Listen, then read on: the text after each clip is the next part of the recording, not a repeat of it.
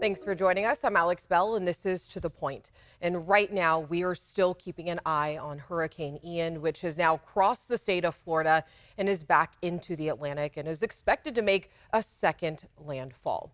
So rescue crews are using inflatable rafts to save stranded families, and officials are still working to estimate the loss of life, which has been feared to be in the hundreds. The storm made landfall as a strong Category 4 and has destroyed homes on both of the state's coasts. And as of now, about 2.7 million people are without power in the state, and it could take weeks or even months for the lights to come back on. And we'll have more on this coming up in just a little bit. But first, we want to turn to something that's impacting our budgets because gas prices, they jumped again. Yeah, in Sacramento, we are back to paying more than $6 a gallon. The average price of a gallon of gas jumped to 15 cents just overnight. I think that it's ridiculous. It costs way too much money and it's putting Californians in the hole. It makes no sense for us to be this higher than what the national average is. So you can see it right there. It's $6.69 a gallon at this Chevron over in Sacramento, and the average just a week ago was less than $5.50. Let's bring in Dr. Sanjay Varshney, chief economist at the Sacramento Business Review, to get some context on the rising prices. Dr. Varshney, how could prices jump 15 cents overnight? I mean, what's causing this? The specific reason why gas prices are up right now is because many of the refineries on the West Coast in California and Washington had planned maintenance, and so they're offline. They're not at full capacity. And then there's one refinery in Richmond owned by Chevron, which was unplanned, maintenance. So it's gone offline, and once again, not operating at capacity. So we have these disruptions. So I think what we have seen in the last few days, where the prices have been rising, are specifically due to the refineries not being able to operate at capacity. So the supply is not where it needs to be. And the demand probably hasn't cooled off enough yet, because California is a state where, we still have great weather right now and people are still driving in. And who exactly is responsible for setting the prices? So you got to keep in mind, we are in a global market for oil. So oil prices in general that you see trading worldwide are set by the world's markets for demand and supply, and some of the geopolitical issues that may not be easy to comprehend. But within our country, in California specifically, we have at least a few factors that always result in higher prices for us compared to other parts of the country. So I can count on the fact that our taxes are higher. We have a special mix of gas that we use for lower carbon emissions, and that costs more to produce and refine. In general, the cost of doing business is higher than other states. So, for example, the distributors, the folks who are, running those refineries, when it comes to workman's comp, when it comes to insurance costs, all those are higher in California. So, in general, the cost of production is higher. Then, of course, don't forget that California does not have a pipeline running through it for distribution. So literally, we are trucking all of that gas to the gas pumps and the diesel to the pumps using mostly the trucking industry. So those are what I call permanent factors, right? Those are always, you can always count on California gas and diesel prices to be higher because of those factors. So don't be surprised if the prices keep rising. And when you ask the question, who sets the prices? It's a long process. It's not something that can be flipped on and off with a light switch. It is something that takes time for the process to play out. So pretty much what you're saying is don't hold your breath. Prices probably won't be dropping anytime soon. Yes, it would probably take some time. Yeah. All right, Dr. Varshney, thank you so much. We appreciate your insight.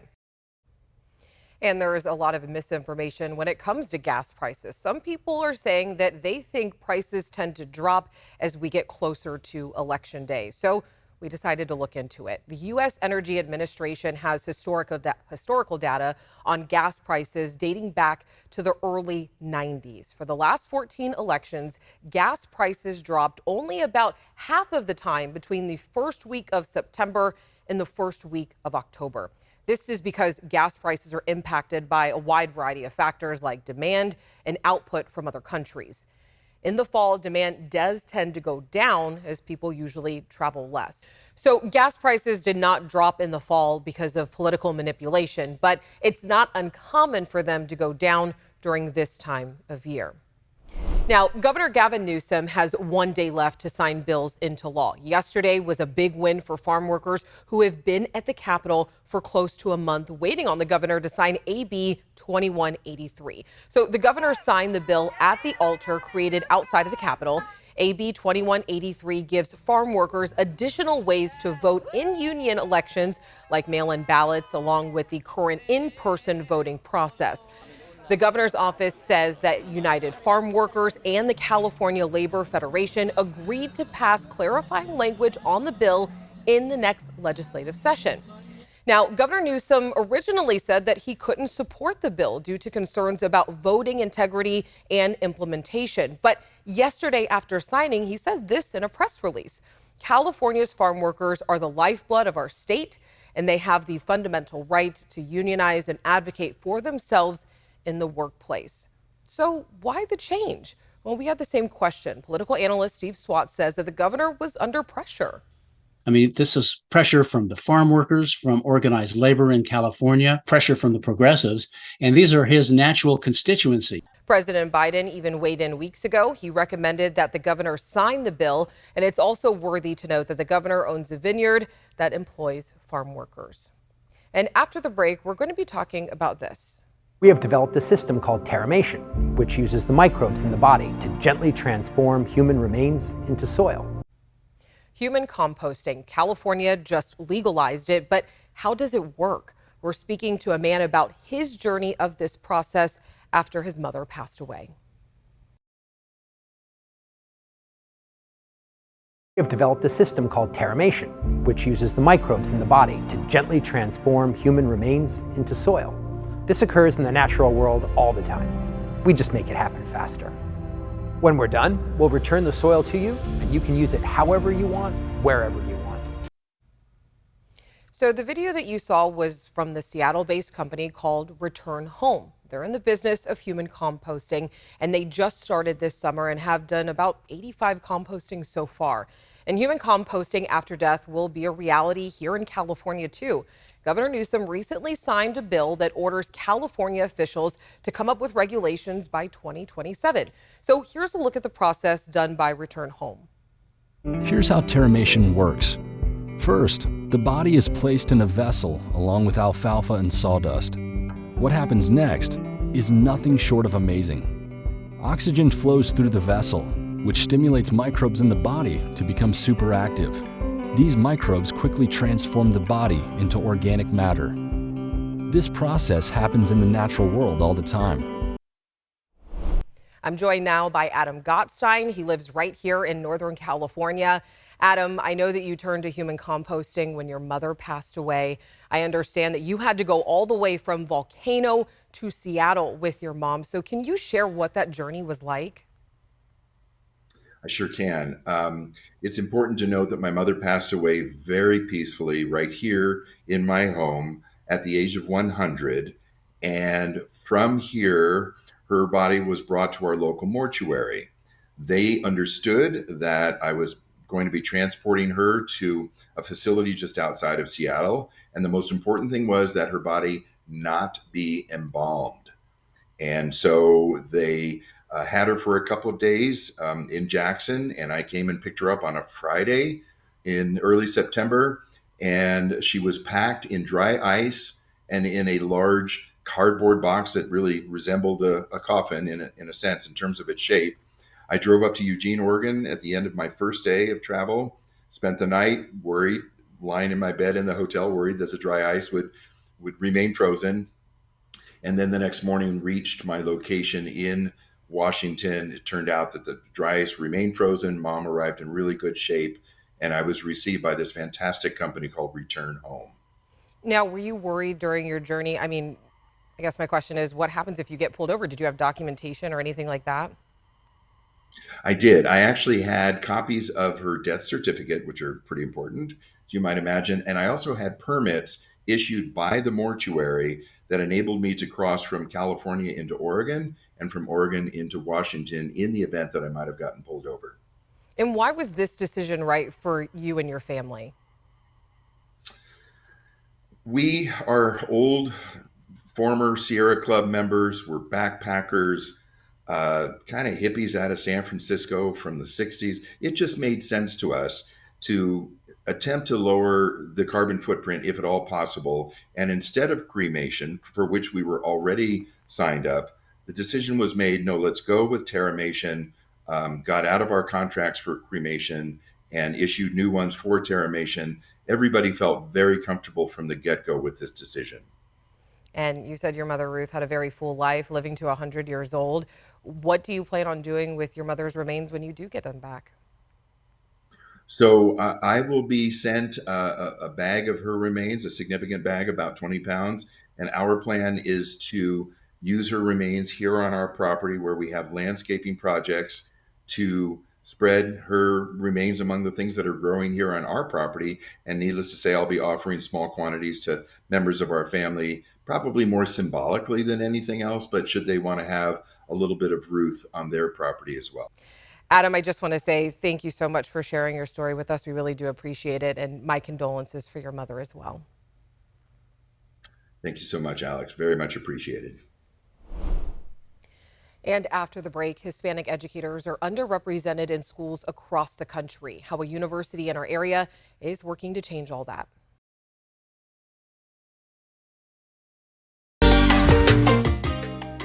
All right, you already know it's National Hispanic Heritage Month, and colleges and universities across the U.S. are ramping up efforts to recruit more diverse faculty members and help bridge the gap when it comes to diversity. So our race and culture reporter, Candace Red, she's here with us now. Candace, always so good to see you, first of all, I want to say. But Candace, what is the state of college faculty diversity right now? Well, Alex, good evening to you. Well, the latest government statistics show that white people make up the majority of faculty in higher education. Again, that's nationwide, and Hispanic faculty are one of the most underrepresented groups. But a university in our own backyard, Sacramento State, is working to change that. What was it like to attend a Mexican school? On Tuesdays, what I love the most about my job is definitely working with students. Dr. Alma Flores teaches race and ethnicity courses at California State University, Sacramento. And so I'm not only teaching courses about issues of educational inequity, educational injustice. Why is my child being segregated? But I'm also trying really hard to change things. Flores was born in Jalisco, Mexico. She immigrated to the U.S. at 8 years old. So I grew up in Santa Barbara. I went to UCLA. I did my undergrad there. Eventually went to the University of Texas for my master's and then came back to UCLA for my doctorate. Flores credits Latino mentors for her success in education. It's really important to, for me at least, acknowledge all those people that really took the time to mentor me and help me get here. Flores began teaching at Sac State in fall 2018. Upper middle class, predominantly white, had racial comments. She's an assistant professor in undergraduate studies in the education department. So when I started at Sac State, I felt like the mentorship was not there. There was very few faculty of color that were hired. Sac State had 1,772 faculty members in fall 2018. 1,155 were white, 128 were Latino. The majority of students were Latino. Fast forward to fall 2021, Sac State had 1,098 white faculty compared to 152 Latino faculty. The university enrolled 11,327 Latino students. The disproportionate amount of Latino faculty to students is a big thing that concerns me, because for me, I didn't have a Latino professor or teacher until I got to college. We can do more and we can hire more. Tatanay Villalba, who identifies as Mexican American, is studying at Sac State to become a school psychologist. She says Hispanic representation in education matters. Being able to see professors like Professor Flores, who's passionate, it just makes me want to be passionate about what I'm going into, and it makes me feel more reassured that I have a chance. We are working hard to make sure that our faculty look like our students. Dr. Robert Nelson has been Sac State's president since 2015. He says the university dedicated 2 people to help in the hiring search to ensure diversity and inclusion this year. We are very proud that this year we hired 63 new faculty members, and 53% of them were people of color. 10 of them were Hispanic. Sac State is recognized as an Hispanic Serving Institution, or HSI, with at least 25% of Hispanic undergraduate students. That means the university can compete for federal funding. It's not just good to be an HSI. We're here to serve our students. The U.S. Department of Education designated Sac State an HSI in February 2015. Since then, the university has received more than $16 million in federal funds. The university says the funds are used for projects and programs to help enhance educational opportunities for students. We are dedicated to our 37% students who are Latinx. We're proud of them, and we want to make sure that they feel that they belong here. I have the determination to succeed, and so Sac State is willing to give me that. Villalba says Sac State was her first college choice, specifically because of the student diversity on campus. When it comes to faculty, she says, we can benefit more from having a Hispanic educator, and so the more we have, I feel like the more we're going to grow as a school. While Villalba counts on Flores for representation, How Mexican students experience school segregation. Flores says she's leaning on a small group of faculty at Sac State. I am very grateful for the Chicana Latina faculty that I can count on, that have helped me build community here. And so I would want to just reiterate the significance and importance of mentorship, of really taking care of students who often do not see themselves in spaces like higher education. And let's take a look outside at the Gilmore backyard here, checking on our current temperatures. Sacramento seeing another beautiful day at 87 degrees, Modesto at 83. And here's a check of your 10-day forecast.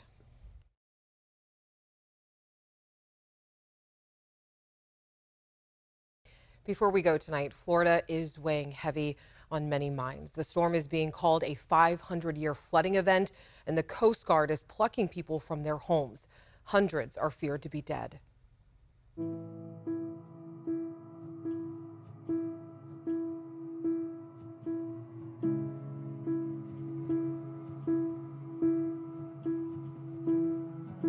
This is a really, really significant storm. It will be one of the storms people always remember.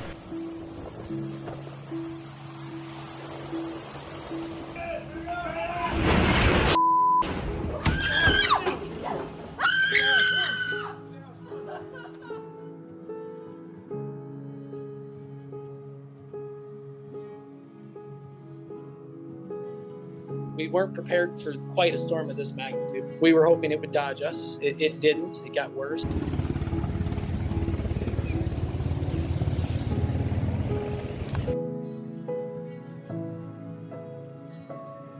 The bottom of the bay is exposed in places that probably have never seen the light of day, and at the same time, these huge swells on what a normally calm bay.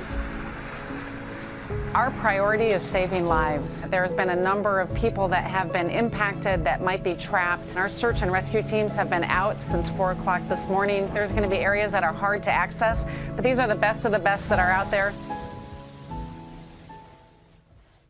Now, if you do want to help those impacted by Hurricane Ian, we do have a verified link of organizations that you can donate on our website at abc10.com. Have a great night.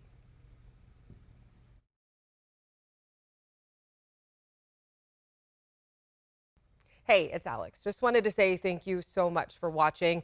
I really love hearing from everyone, and I hope that you'll stay in touch. Reach out to me on Facebook at AlexBellTV, or you can email me at tothepoint@abc10.com, or you can even send me a text message at 916-321-3310.